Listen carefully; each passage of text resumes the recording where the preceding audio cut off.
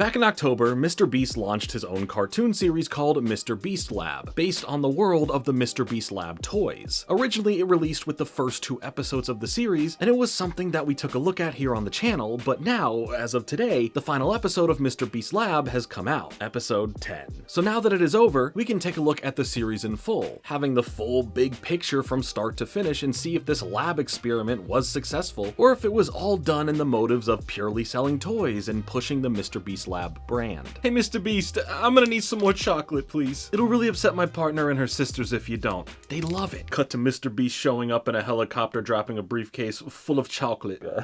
When speaking about the series last time, based on what had been available, I mentioned that at least then, it didn't feel like this series was a giant ad for the toy brand side of MrBeast's multimedia empire. And sure, there were several little things that did happen, like the characters getting temporary evolutions or power-ups that felt like they were thrown in more prominently from the jump, that could feel like it's pushing all these other factors of a toy line or future potential pieces of the toy line. Now, cartoon shows for the most part throughout the history of cartoons have had this side goal of selling you on their toys, or at least having collectibles to purchase. It doesn't matter what generation you're from, whether it was He-Man and G.I. Joe, or Pokemon and Beyblade, to now with stuff that solely came from the internet like the Amazing Digital Circus and Skibbity Toilet. Everyone has experiences from their own generation of cartoons also having some sort of toys or collectibles that could be purchased. And that's not me saying anything bad about any of these shows or any show in general that does have a toy or collectible side to their brand. I'm just saying it's not an unfamiliar concept to see this. Where things differ here is when the cartoon series is strictly built off of the toys, changing the feeling of the series to, when you watch it, you can't help but think of the toys, giving the show a harder job of convincing you that there is more under the hood than it just being an advertisement for the toys. So now that I've seen all of what MrBeast Lab has to offer, did this series end up delivering at least something with enough substance to make the watch-through satisfying? Well, yes and no. It really depends on what you like at the end of the day. There is a lot that I genuinely found pretty well done and personally enjoyed, and a lot that I think can be improved upon and expanded upon to make MrBeast Lab stand on its own merits as a series. One that doesn't fall just into the category of it's here to sell you toys. Is this one rare? No. Is this one rare? No.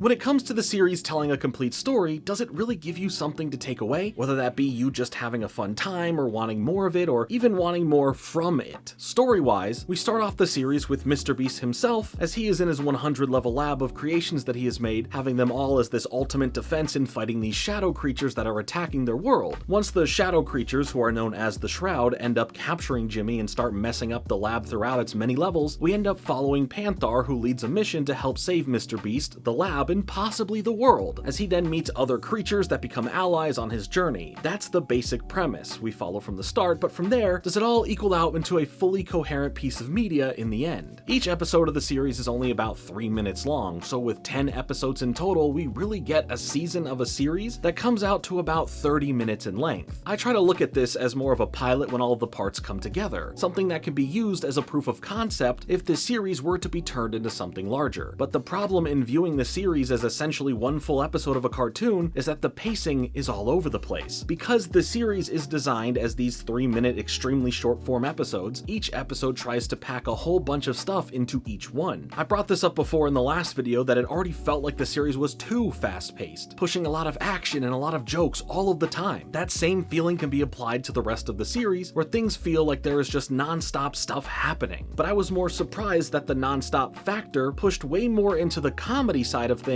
rather than the action. So oddly enough, the action aspect takes a major backseat, either only slightly happening within an episode or not at all sometimes. Because the nature of the show is done in these short 3-minute bursts, the reason it all feels like one big episode is from how the episodes start and end. There is no filler. The episodes for the most part start right after the previous one ends, and a lot of them end with something starting to happen that then continues right at the start of the next one. And so if you place them on a timeline with no cuts, it all feels like one sequence rather than these moments that we come in and out of for the series. But viewing it all at once though, even if the pacing is still fast, it can feel overwhelming. Since the jokes and quips are coming non-stop, it just feels like the majority of each 3 minutes is taken up by them. So maybe the real way to enjoy this series as a whole is to take it like a Quibi. What, you don't remember Quibi? The streaming service that focused on shows that you could watch in a Quibi? Sorry, they were trying to coin the term Quibi as meaning some sort of small amount of time. And funny enough, Quibi turned down MrBeast coming to the platform. But who cares? MrBeast has his own type of Quibi now with his short form content that's even shorter than 10 minutes. These episodes are 3 minutes. Quibi could never. R.I.P. Quibi. Structurally, as the series goes on, we have Panthar here gaining more powers and understanding the ones he was already designed with. And rather than this leading to it all just being the reason he's the quote-unquote most powerful beast of them all, there's a moment where Panthar has to face off against another powerful character who had been taken over by the darkness of the Shroud, and in this fight, we see how Panthar ends up using each power that he has learned to stay in the fight and even help his friends. It gave them a purpose regardless of how fast in reality this all goes by, but to be fair, they are being tongue-in-cheek with how fast the series is, with certain build-ups and shocking reveals and all that. So I do appreciate that within the little time there is in each episode, they don't waste that time. And if things are moving too fast for certain emotional or impactful beats, they don't try to sell you on you needing to feel for the characters you really can't be attached to this fast. They play it up with the campiness of Panthar's dark brooding tone, or from Banana's sassiness. The animation is pretty decent for the most part throughout the series, but there are plenty of moments where the characters do feel stiff, and it does feel like a lot of the mouth animations for talking aren't really in sync with what's being said, and just kind of moving to move, just to show that they're talking. If there is a bunch of action going on, things get visually more interesting, but other than that, it's fine. The animation's fine, but nothing that will really blow you away. And that's okay, it doesn't need to be this massive showcase of the best animation you've ever seen. I was never expecting it to be that. The jokes, which yes, are always going to be subjective, are hit or miss, most of them coming out as quick quips between the characters in the downtime of their journey through all of the lab's levels, but as well as being spliced into the middle of action scenes. It was really interesting to me that the series leaned into the comedy more so than the action. While there is usually at least a small bit of action per episode, it really gets put to the side, giving the majority of the runtime to the banter between Panthar, Banana, and Silverbite. This also extends to other characters they meet along the way too. Speaking of jokes in general, while some are pretty silly and mainly more on the childish side, which would make sense with the series being based on toys made for kids, some of the jokes are a bit more risque than you'd expect. And from the dialogue in general, there's also some light cursing here as well. It definitely caught me off guard based on what this series is tied into, but I didn't mind these additions because it felt natural in the moment, and at the end of the day, it was nothing bad enough that I think would be too inappropriate for younger audiences. Majority of the time, things are pretty standard for what you'd expect with the jokes though. There's even this one really good Batman copyright related joke that happens during the introduction of another character where Panthar, Silverbite, and Banana have a fun back and forth about how to address this character and what does or does not infringe upon Batman's copyright. There is some genuinely good stuff to be found here, and I think that deserves its props. And thanks to the voice acting from people like Fred Tatasciore, Julie Nathanson, Corey Yee, Vanessa Marshall, Todd Haberkorn, and Jonathan Ha, the characters do feel pretty authentic. I believe in the banter they have with one another, and in something like this that needs some real credibility to give you a reason to watch, it helps make all the difference to this series being taken more seriously as a cartoon, instead of just something made lazily because it can lead to more toy sales. Speaking of toy sales, yeah, there are a few things that really push into the toy market, and that mainly is thanks to the swarms. Swarms are basically these creatures that are smaller in size and made by combining the base creature and some household item together, and they are also a real part of the toy line that's out there. And the series spends a bunch of time introducing them, explaining how they're created, and then coming back to this again later in the series. Sure, they do give it an in-context reason for them being a part of the story, but when you bring in this version of Jimmy on the computer screen that acts as an AI to explain essentially what the swarms are and to sell you on them, it feels too much like MrBeast is telling me directly how much fun it is to create the swarms. And oh, would you look at that? Yeah, you can buy the swarm making toy sets. Again, there's a level of that is fine, but also because the show came second to the toys, it feels partly like all these elements are really shoehorned in here because they can sell more toys as they find some way to make them work within the series. Can they be in the series for the reasons they are introduced? Sure, that's fine. Did there need to be a whole episode dedicated to explaining and showing the process of making swarms?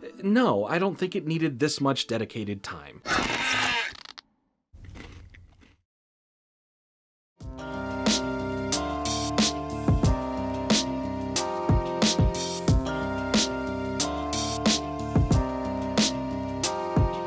We also don't end up meeting too many new characters along this journey, just some here and there, with the best one in my opinion being Echo Wing, as his character ends up going from this pacifist who doesn't want to team up with Panther to help on their journey, to then being caught by the big baddie here of Shadow Coil, forcibly turning him evil and sending him in to get into a fight with Panther. I think it was interesting to have a character that is against fighting who is then forced to fight the main character who just wanted them to be a part of the team and help them. It also adds some weight to Super Coil being an evil character and having the ability to turn creatures evil. This fight between Dark, Echo Wing, and Panther is definitely a crucial moment for Panther specifically. It's the one where we get to see him use all the powers that he's learned throughout the series. We also get to see MrBeast being tortured by Super Coil, trying to get him to explain how to create pandemonium particles, which is the essence that creates the creatures in the first place. So that's part of the why and what the Shroud are doing what they are doing here. The penultimate episode of the series does a good job at bringing in a pretty crappy situation for Panther, but really bringing in a pretty crappy situation for all of the other characters that we've met so far in the series, as well as Panther's two main sidekicks. The final conflict is set up pretty well. There were some big moments that can really impact Panther, and it felt well done enough for only having, you know, like 6 minutes to really set up the stakes between episodes 8 and 9 before the big ending of episode 10. Now, speaking on the finale, was it able to end in a way that made the journey worth it?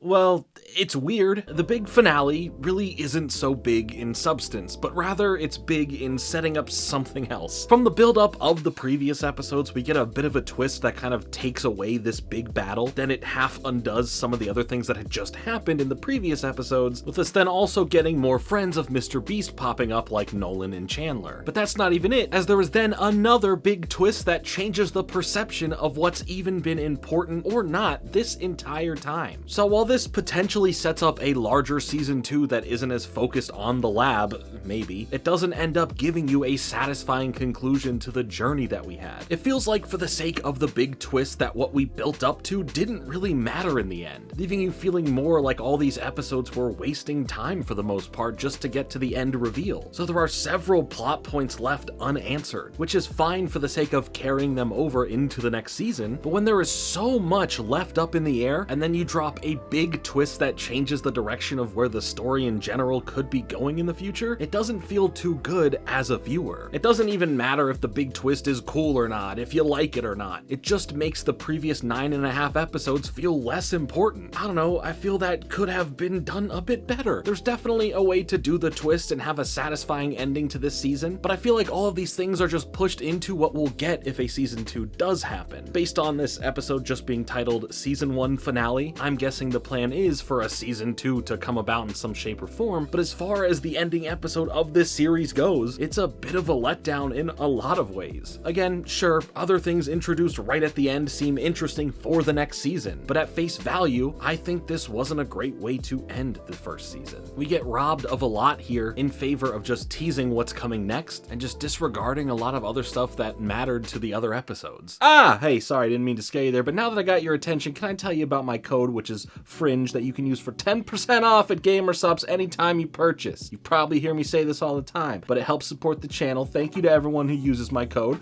Fringe. You've saved 10% off your purchase. You directly help support the channel, and I appreciate that very much. If you've never tried GamerSupps, you can actually go to GamerSupps right now and actually get free samples sent directly to you. No credit card required. You just add them to the cart, use my code Fringe, and they'll just be shipped directly to you at no cost. You can try them, see if you like them. And anytime after you use my code Fringe, you'll get 10% off your order every single time you order. There's always a bunch of awesome stuff going on at GamerSupps, so go ahead and check them out. Use code Fringe. Thank you so much. I appreciate it. Okay, back to MrBeast Lab. What's next for all of this? MrBeast does seem genuine enough about having excitement over making cartoons. I went over a lot of what he said in the last video, but with MrBeast Lab being a part of the overall MrBeast brand, I do see future episodes, a whole season 2 or more that can easily come about depending on how it's all been received. Regardless of whatever happens to MrBeast Lab, the cartoon series, there's a reason why the channel is called Beast Animations. And from what I do know, there are other animated projects, shorts, and more all being worked on that will come to this channel, most likely. I'll say that just in case the plans have changed or if none of that even comes to fruition, but I sure hope it does. If MrBeast is as serious about animation as he claims to be, I want to see other animated ventures come from him, his team, and those working on the animation channel all eventually come out. And look, if there's ever an opportunity to come aboard the Beast Animations team and work with ideas, planning, consulting, etc., I think that would be a lot of fun. And I'm not expecting Jimmy to call, nor am I directly just asking for a job here. It's just that I see potential with this stuff, and I have plenty of ideas, and I'm just putting my hat in the ring, should such an opportunity arrive. But for now, those are my overall thoughts on the MrBeast Lab cartoon. I think for what it was, it does have a lot of potential in being even better with whatever happens next. There's some decent animation, solid voice acting, and the right amount of room to grow. And again, I am interested in what other types of animation he and the team working on the Beast Animations channel bring out eventually. But until then, please let me know all your thoughts on the MrBeast Lab cartoon series. Do you personally think there is good here, or do you feel it's just solely to sell toys? Tell me all your thoughts and more in the comments down below. Also, thanks again for more Feastables, Jimmy. I truly appreciate it, but next time, feel free to,